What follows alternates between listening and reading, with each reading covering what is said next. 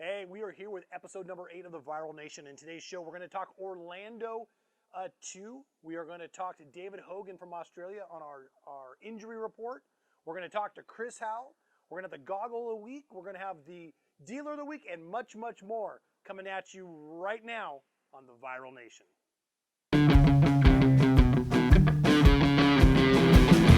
Wake up at 5 a.m. Gotta be at the track at 10. It's time to ride.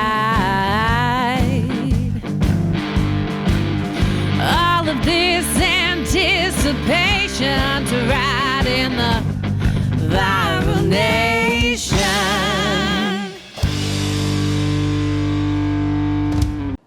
Hey, and welcome to episode number 8 of the Viral Nation. Like always, hey, thank you for tuning in and watching us today. We really appreciate it. Don't forget to sign up right here. Hit the subscribe button.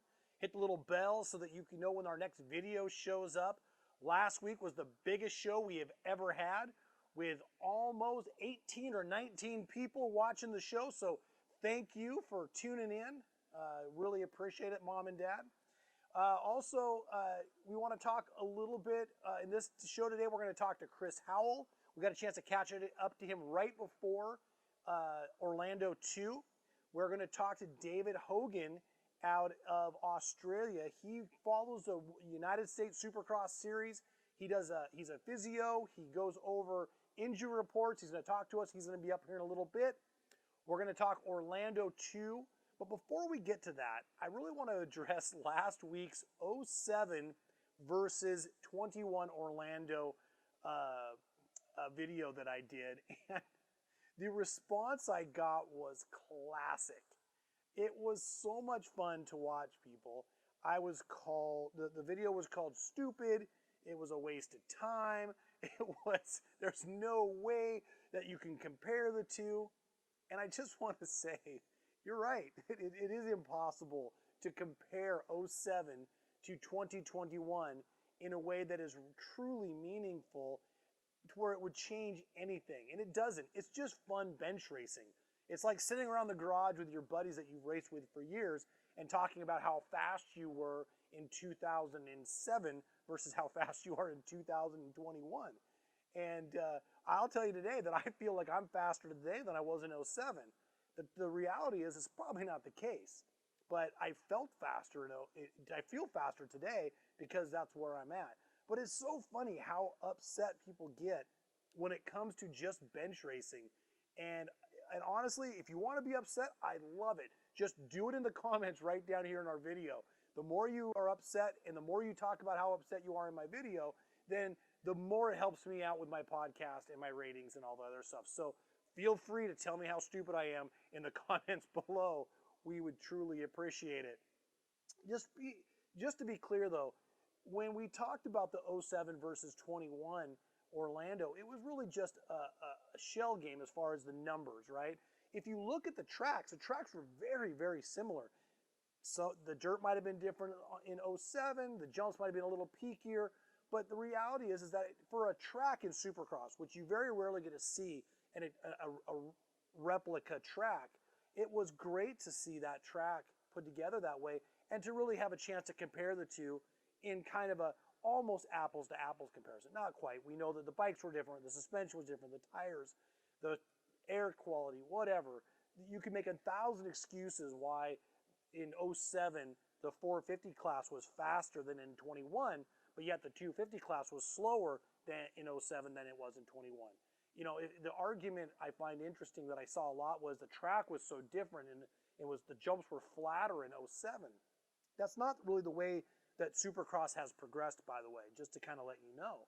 When I started racing, Supercross jumps were extremely steep. The landings were extremely steep. And there wasn't a ton of room for air. As the tracks have evolved, the tracks have actually gotten safer.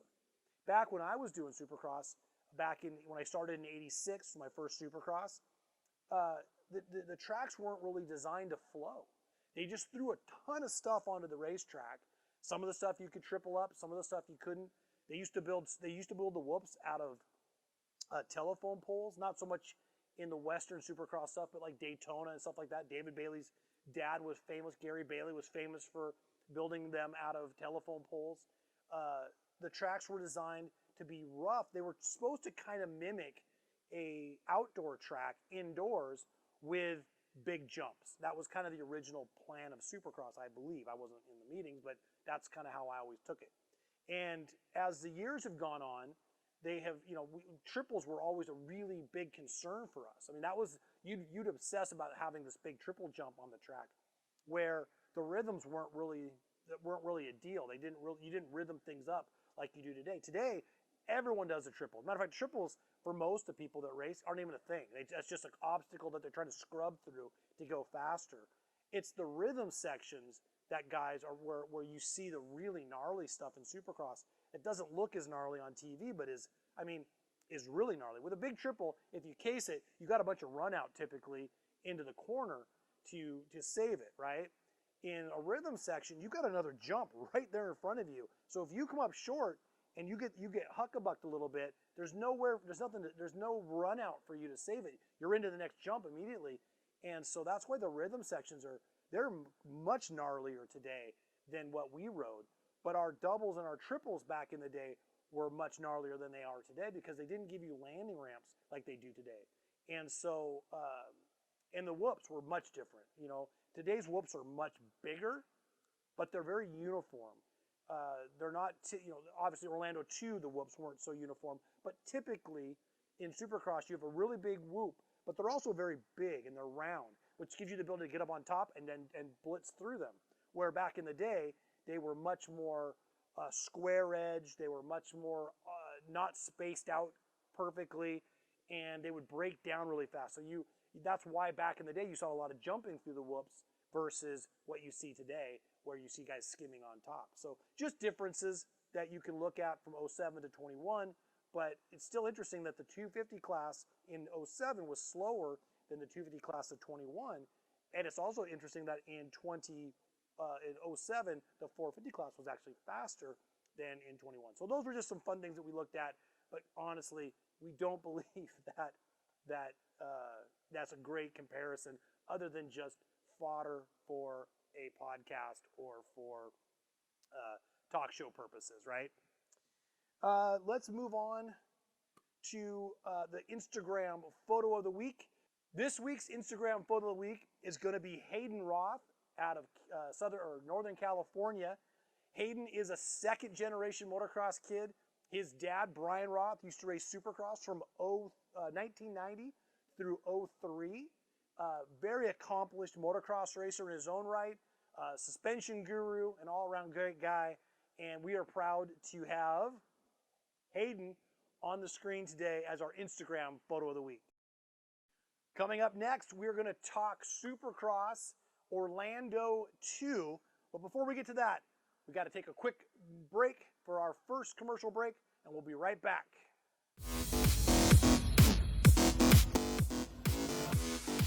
Our 2021 Comp Series Goggle Collection was inspired and designed by Rockstar Energy and a 2019 Nitro World Games Super Hooligan Flat Track Champion, Andy DeBrino.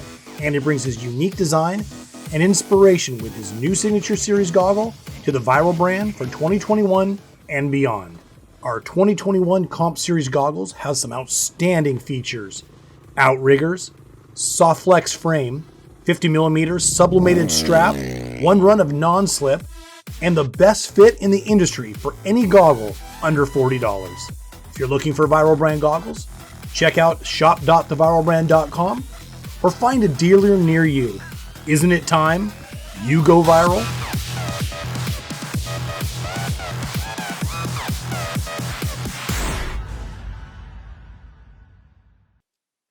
All right, we are back. And hey, so we're going to talk Orlando 2 really quick. Orlando was a disaster for so many of the 250 West Coast guys. We're going to hear from Paul Hogan on the injury report here in a little bit, but man, carnage left and right. And I'll be honest with you, what a bummer, right? A lot of good guys coming up into the 250 West class. But there was it was really interesting to look at the numbers for the 250 class. Let's go through them here really quick. Let me pull this up. Last year, there was 31 riders that competed in main events last year that finished out the season. Coming into this season, in this main event, there was only 5 riders that were in the series points last year. And so, you lose Dylan Fernandez. He goes up to the 450 class. Obviously, Justin Cooper wins, so Cooper's there. Austin Forkner goes East Coast. Unfortunately, he's hurt. Hartrath is now riding 450. Moselman's East Coast.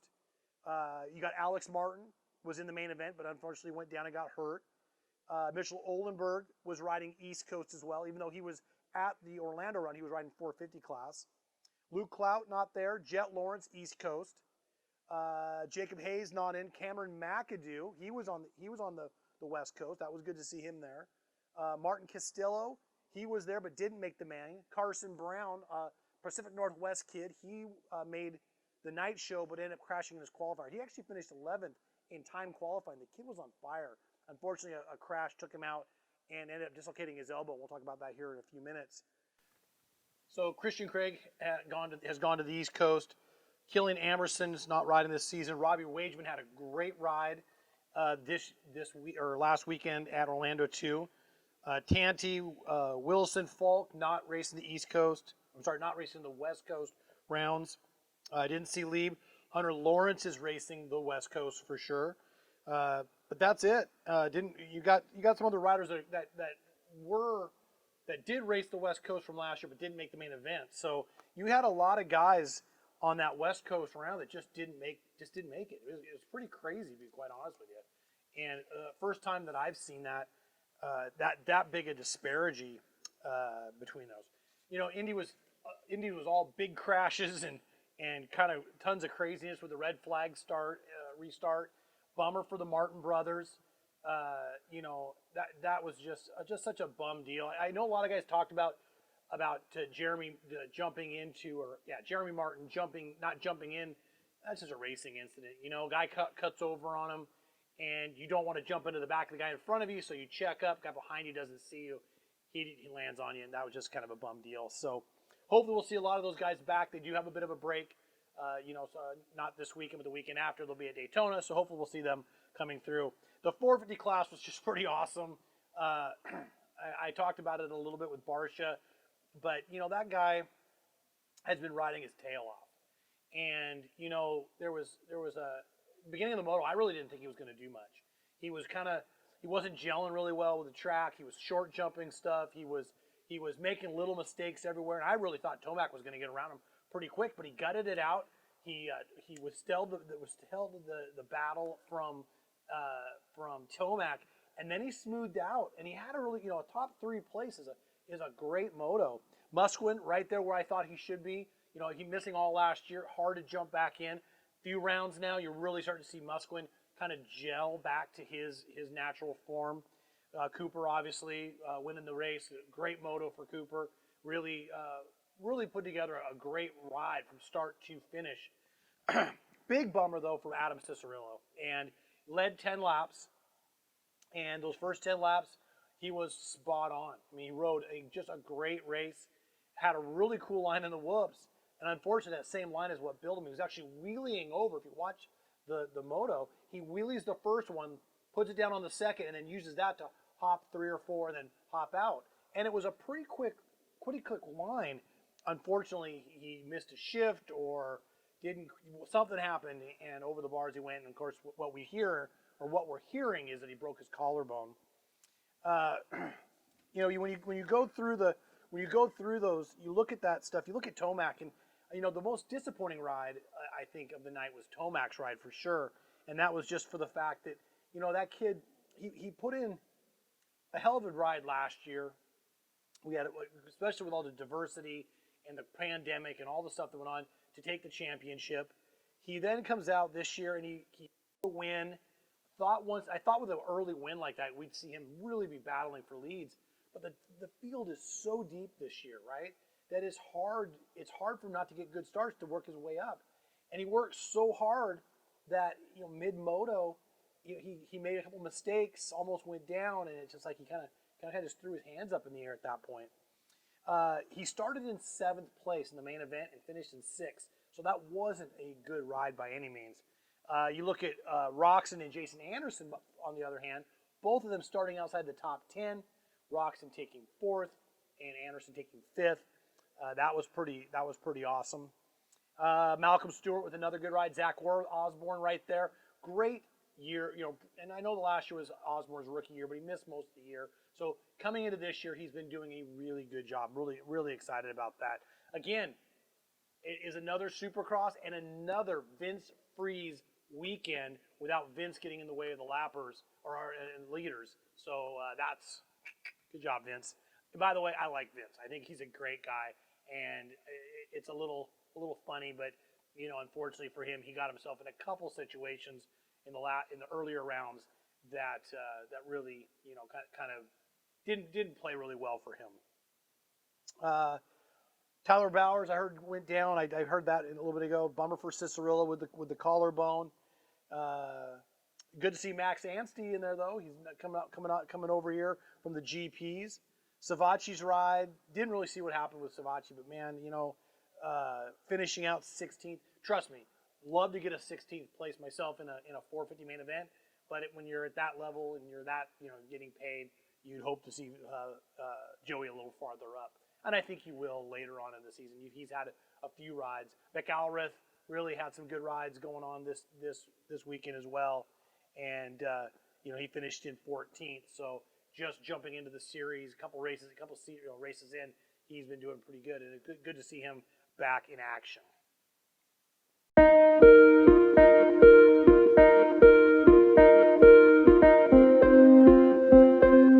So I'm David Hogan. I'm a physio from Australia.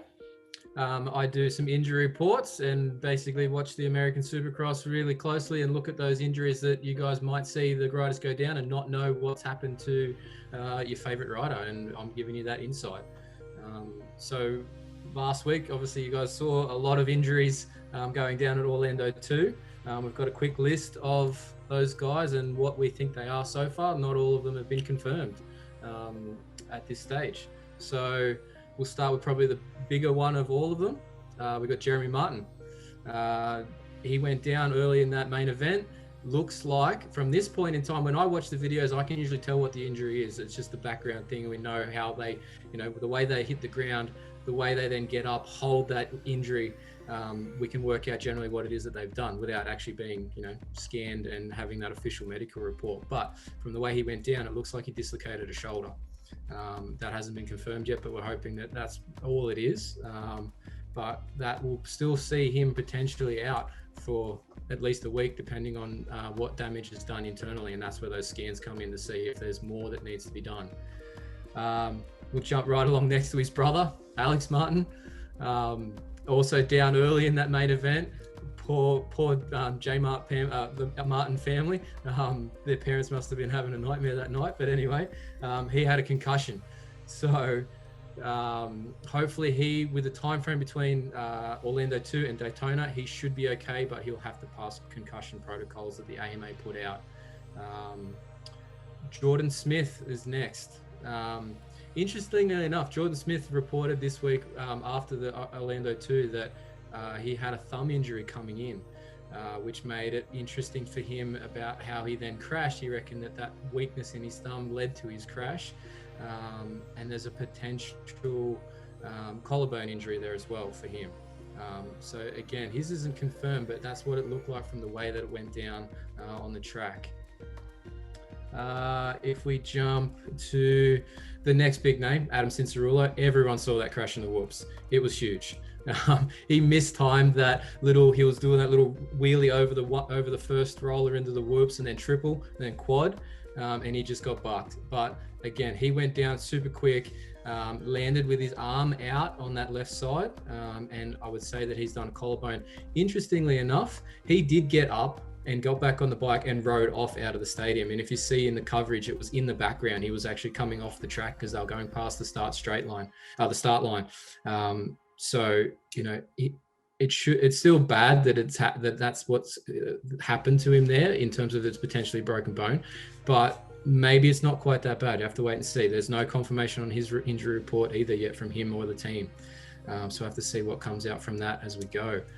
Then we go down the list. We've got some other guys. We had Sean Cantrell. Same area for Sean as Adam Cincerulo, both down in the whoops, both collarbones.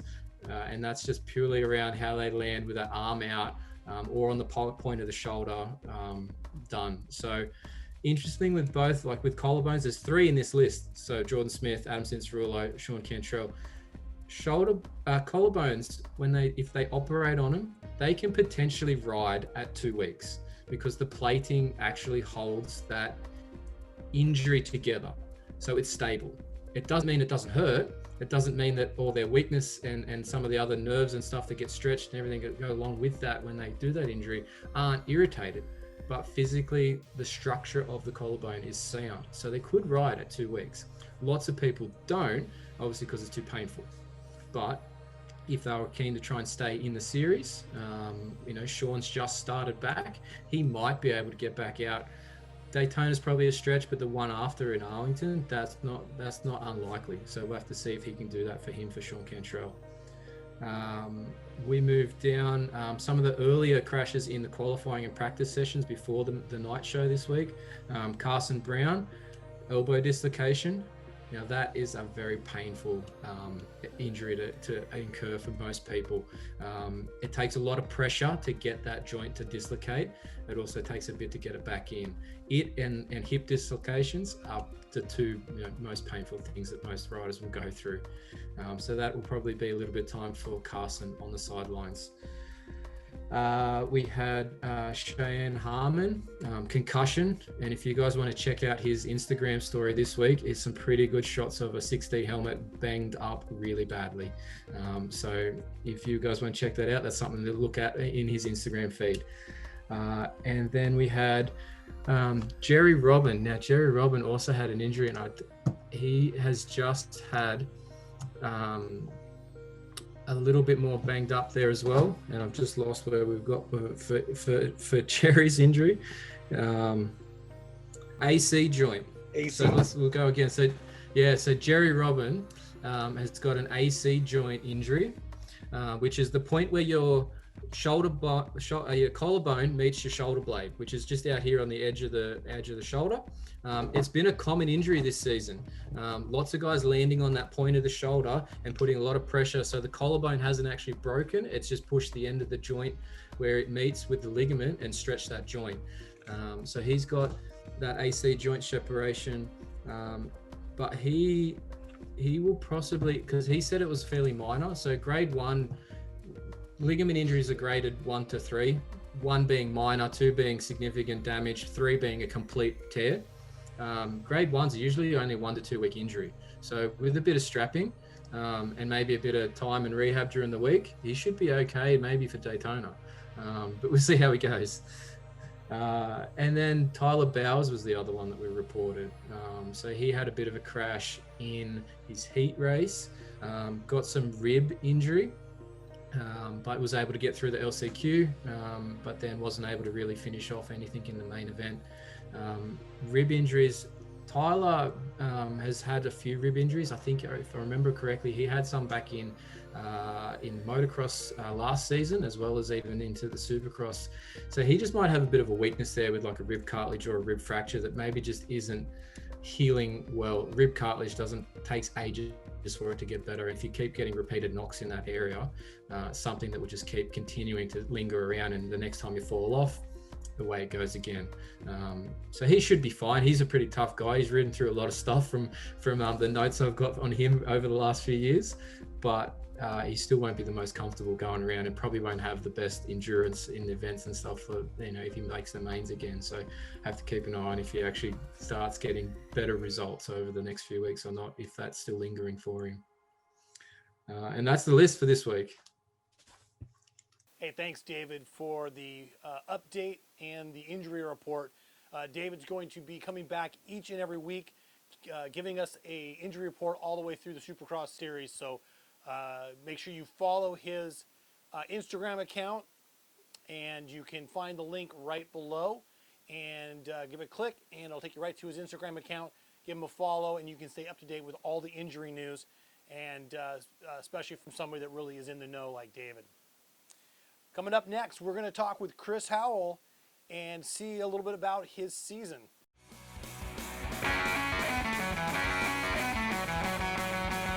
Our 2021 Factory Series Goggle Collection was inspired and designed by Rockstar Energy and 2019 Nitro World Super Hooligan Champion, Andy DeBrino. And he brings his unique design and inspiration along with his all-new Signature Series Goggle to Viral Brand for 2021 and beyond. Our engineers used our soft flex frame, 4 layers of face foam, outriggers, and a 50mm strap to give you the most comfortable goggle in the industry. For more information, check out shop.theviralbrand.com or find a dealer near you.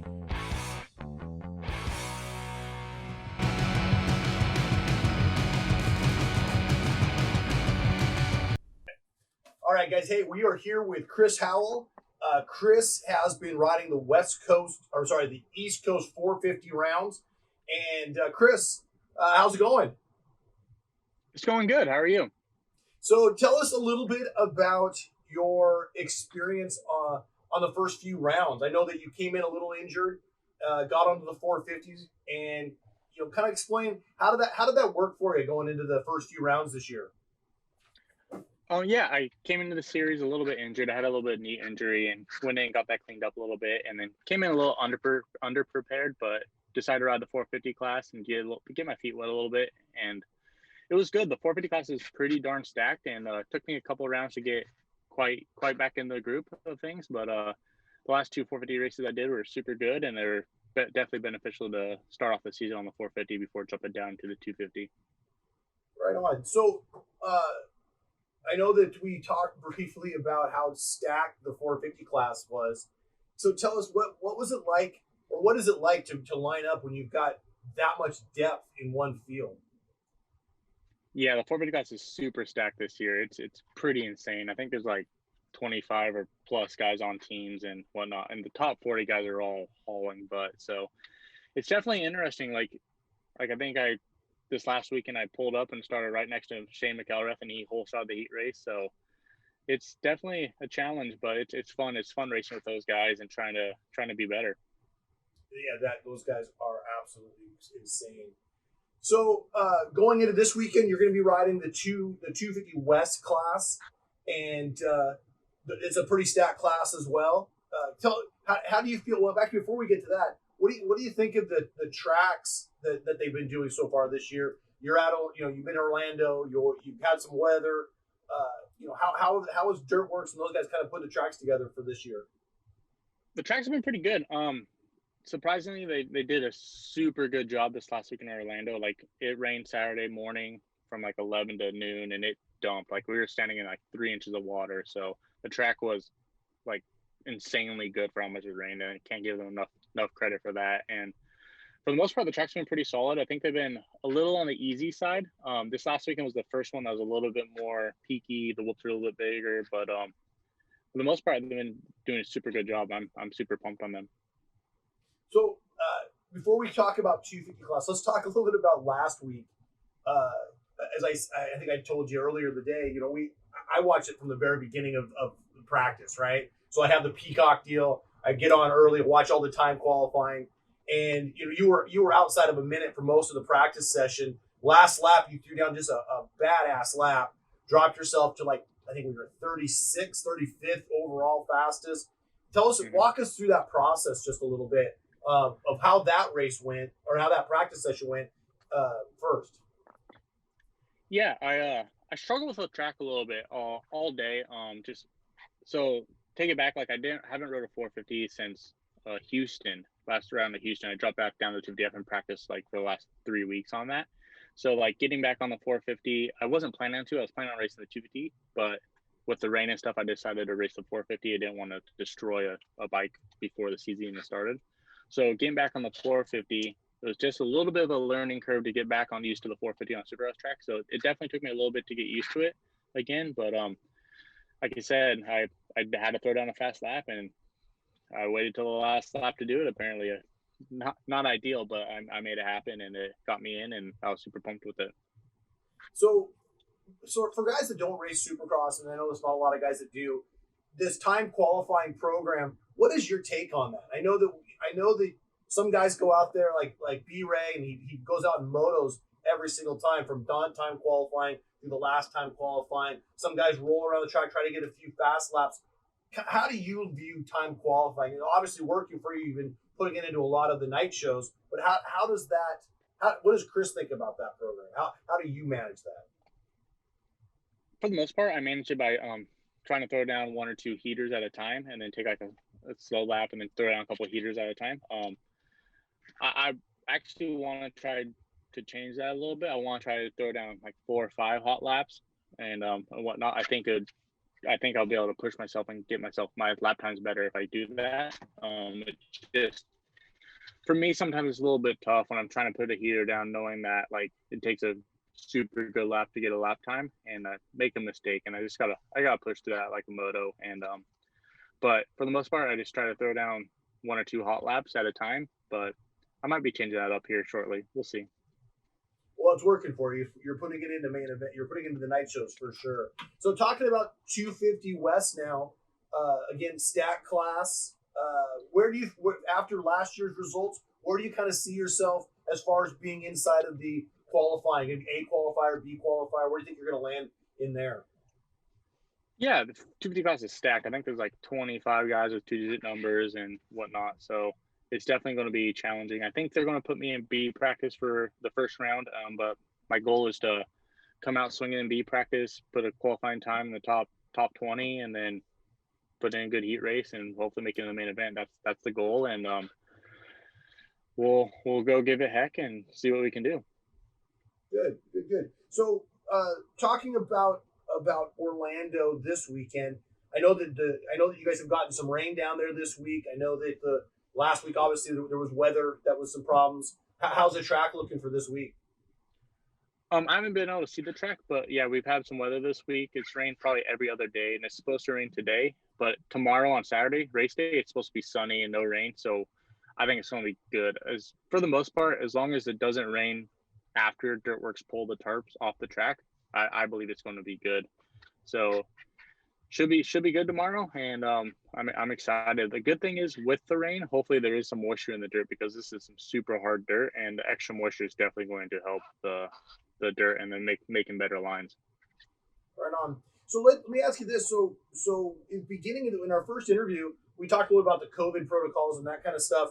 Going into this year, now that you ended the season last year with no crowds, which we talked about. You said that it was kind of weird being in the stadium, but once you started racing, no big deal. How is it having at least some crowd back this year?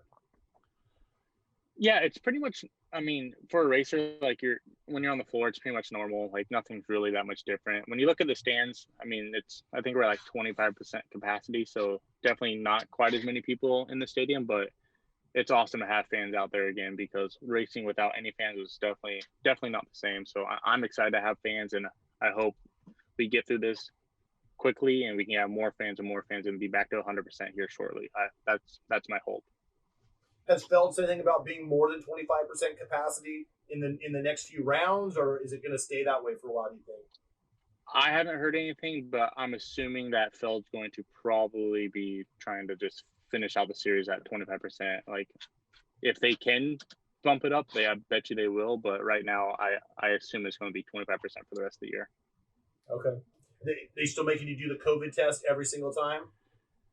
Yeah, I have to get COVID tests once a week. So I just got mine done yesterday for the Saturday race. Good. All right. It sucks to have that thing stuffed up your nose every single time you guys go into the stadium. That would drive me crazy. So yeah, 250 West coming up. You feel like you're pretty positioned pretty well. Why don't you throw down some sponsors and stuff that have helped you throughout the start of this thing? I know you got Westside's one of your new guys. So yeah, no, Westside Motorsports been helping me out a bunch. I can't thank them enough.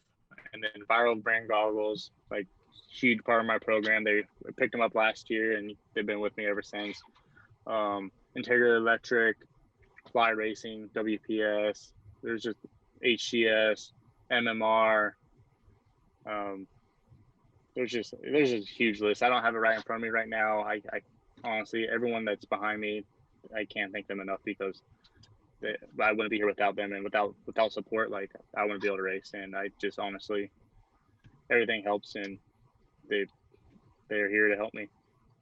Right on. Well, hey Chris, I want to thank you a lot for jumping back on. I know the guys, the Viral Nation guys, have been following you along. They've been rooting for you. They're going to be watching you this weekend. I know we watch every weekend.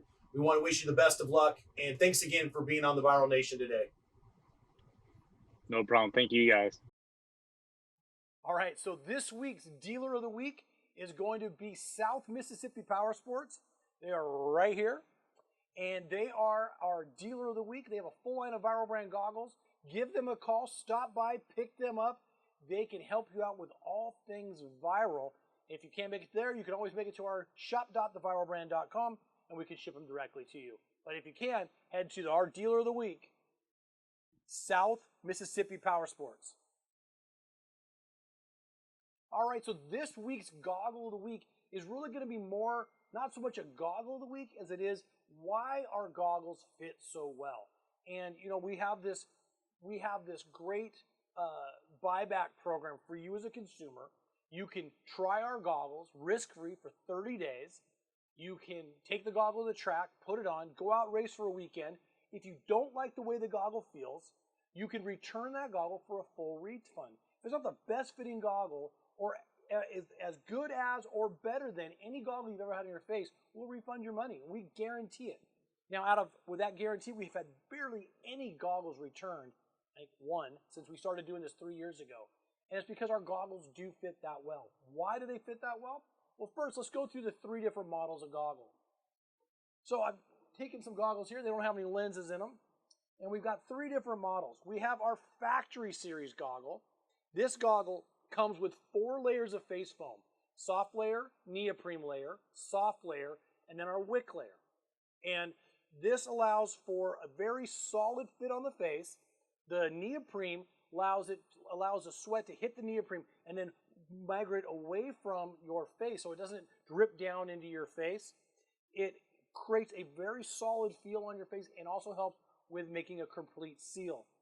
You then have our Comp Series goggle. Now our Comp Series runs 3 layers of foam. Soft layer, and then our wick layer, which is our face fleece. Great entry-level goggle, great intermediate goggle, but it just has a little bit less doesn't have the neoprene in there, and it's got a little bit thinner face foam as well. And then what we have is our UTV goggle. And the UTV goggle comes with 1 layer of face foam and then the wick layer. And this is just a great entry-level goggle. There isn't a better entry-level goggle on the market than the UTV goggle that we have that you can go pick up at any of our dealers on the Viral Brand website. Just head to the Viral Brand dealer locator, find a dealer near you, stop by, and get yourself a brand new set of UTV goggles, and you can stick them in your UTV, your glove box. You can cruise around with your sunglasses on, or you can go get a little more aggressive, throw your goggles on. Remember, you can always race or ride or drive another day, but you can never get another eye. So always make sure you got good eye protection on. Now, with that being said, when you look at the goggle, we run a very aggressive curve. This curve is very aggressive. It's aggressive for a reason. When you put this goggle on, it's going to touch closer to your eyes when you put it on. But when this goggle what this goggle does then is it actually opens up this way. So as you put it on, it's going to contour to your face. We run our soft flex frame.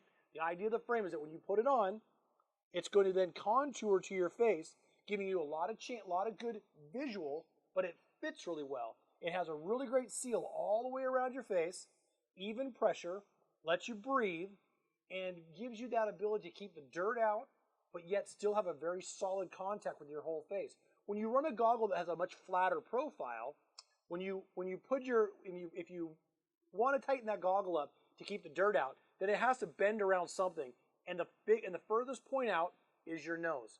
So as you get that goggle and you start putting it on and try to get it tighter and tighter, then it's harder and harder to breathe, and you still get dirt coming in from the edges. With our goggle, it goes the other way, creates a nice solid pressure all the way around the face, and keeps that dirt from coming in from any direction. And we have very little dirt intrusion into our goggles. And it allows you to breathe very well, and it allows you to have the best fit. Back to our best fit challenge. If you're ready, give us a call or stop by one of our dealers, pick up a pair of Viral Brand goggles, try it out for a weekend. If you don't like them, take them back. If you do like them, then you can buy another pair. Head to one of our dealers at theviralbrand.com and click on our dealer locator.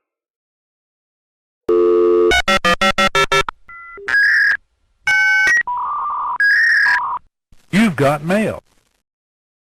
We are back with another mailbag, and our mailbag is actually a continuation from last week, which is the Barn Pros racing experience. We talked about how Viral Brand got started, and it was through the through the BPR Supercross team that I ran. So let's talk about 2015. This was a pivotal year for us. We coming out of 2014. We had a great year. We had a bunch of success. Chris was making mains, and Connor was making mains. Ryder had made a main event, and we were really looking forward to 2015. Steve went out and bought the semi. We put together a great advertising packet. We picked up some gear sponsors, helmet sponsors. We had exhaust sponsor, Dr. D. We had a motor sponsor. We had tires through Dunlop, and we had a lot of stuff going on in 2015 that made us a very legitimate team on the West Coast. So as the season started out, we ran into some problems right off the bat. My son went down hard at the Yamaha factory test track, breaking his arm and his collarbone. Little did we know at that time that was basically going to be a career-ending injury for him. He did try to race the East Coast rounds, but was really unable to do so because of his hand. It'd go numb on him almost immediately. Connor Elliott then, a week before the first round at A1, he went down. He lacerated his, I can't remember if it was his intestine or his stomach, but ended up, he was going to miss 4 or 5 rounds. And so we ended up having to look for another rider. We did. We went out and found Austin Ulrich. Austin did a fantastic job for us. Was always he made every night show, was always in the hunt to put it in the main event. Finally made a main event the last round, getting his career best 12th place, which was really great for Austin. But we learned a lot that season. Chris kind of struggled back and forth, and we were trying to figure out our suspension and our motor packages and all this other fun stuff that we've been working with. But we really was a very good year for us as far as learning about how to run a team. Going into the break after 2015, Steve and I had to sit down to discuss other products that we could bring to the table other than Barn Pros, which really wasn't directed at the motorcycle industry. But what could we bring to the industry that was something that the motorcycle industry wanted and needed? And I've always had a very long history with goggles and a passion for them. And so that was kind of what we decided to do. We decided to start Viral Brand in the off season, and then we were going to launch it at round 1 of the 2016 season. Stay tuned next week. We're going to talk about 2016, how Viral Brand kind of came to be, talk about 2017, and wrap up the Barn Pros experience in episode number 9 of the Viral Nation.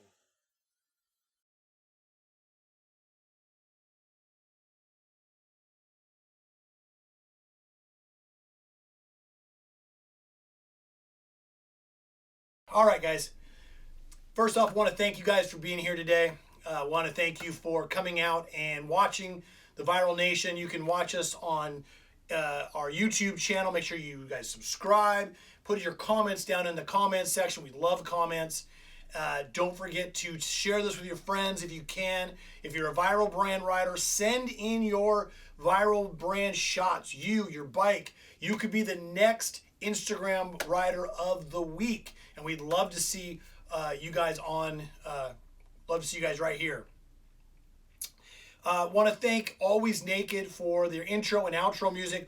Also, don't forget their new album, Sex Sells, there's a link right down below, and you can get their album. There isn't a bad song on it. It is absolutely awesome. They are going to be huge, and you will be one of the first people to ever know about Always Naked by just clicking the link below, buying their album for $10, put it on your phone, and then you will never stop listening to it. I want to thank Brown Dog Wilson for the shots that we used today. I want to thank Ricky Rogue from last week, and just because it was awesome having him. I want to thank David Hogan for doing our injury report. That was awesome all the way from Australia. And we want to again thank you for tuning in. Same bat time, same bat station. See you guys next week for episode number 9 of the Viral Nation. Waking up 5 a.m. Gotta be at the track